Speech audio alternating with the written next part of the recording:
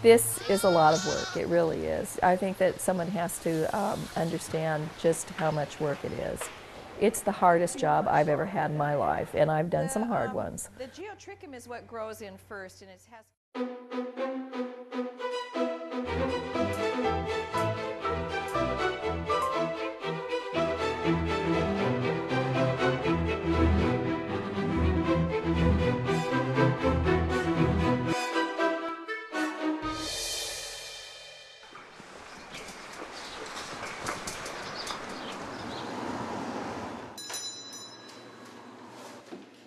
Cheese really is, it's primal energy. It's about as primal of a food as you can get. Think of it. You know, it comes from grass, grains, plants, transformed through an animal. It's probably the most primal, one of the most powerful foods there are. Ooh, that's really, it's smooth. Did I have one? Yes.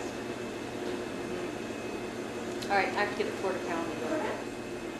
The farmstead cheese comes from somebody's herd on their own land, and the cheese is made on their land, and so everybody's going to come up with a distinctly different product, and so the cheeses now have character. And you're not going to find same old, this is Monterey Jack, this is Colby, this, you know.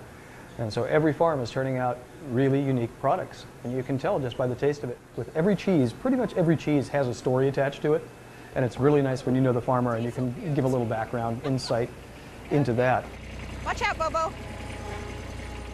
When you taste Pat's product, she's been accused of mixing cow's milk into her product because it is probably the most ungoaty goat cheese you'll ever taste. And no, it's pure goats. And if you see the way she takes care of her animals, which you will, everyone is a pet. And you've never seen such well cared for goats. And I know that has a lot to do with the superior quality of the milk. And you can taste it. You can do, when goats are shoved into a barn and they're breathing barnyard smells and whatnot, it definitely comes through in the milk.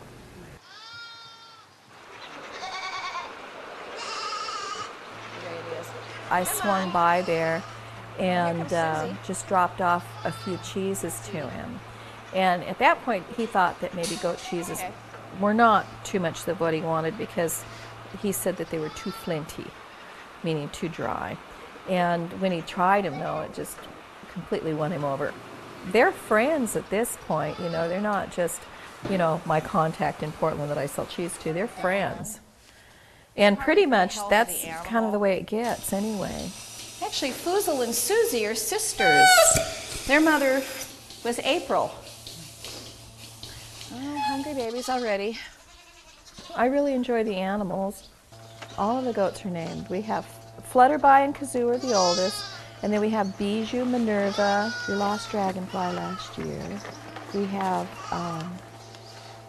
Mimosa and Mini-Me and Tutu, Mayfly, Dragonfly. I mean, there's 50 goats out there, they all have a name.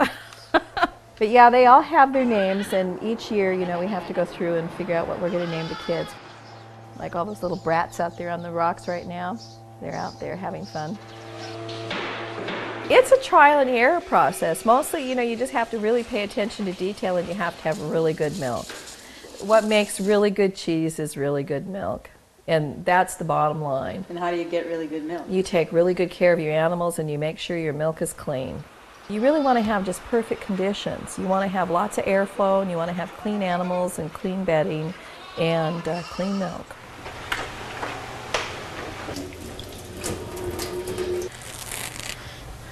How are you guys doing? Look at you. You're growing your mold already. Yay. The biggest challenge is having enough time to do it all. It's really hard that way. The days are really long. You know, they're longer than I would have ever dreamt they could be. And I'm older. Being older makes a big difference. You know, when we first started out with this, I had lots of energy. And I don't have the energy that I had back then. When you're up at 6 o'clock and you're not going to bed until 2 or 3 o'clock in the morning, it's tough. It gets tough. And it gets to the point where you're thinking, oh, sleep, that's what I want. I think it's just really marvelous to see so many people interested in the whole cheese process. And it's people from every walk of life. But unfortunately, none of them have shown up with a pitchfork to help me clean the barn. Some of them did say they would.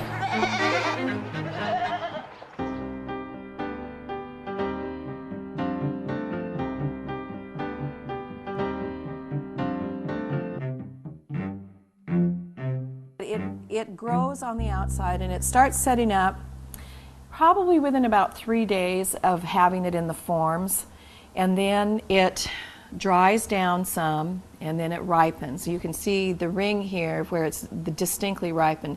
Eventually this will go all the way to the center and it'll just be really creamy.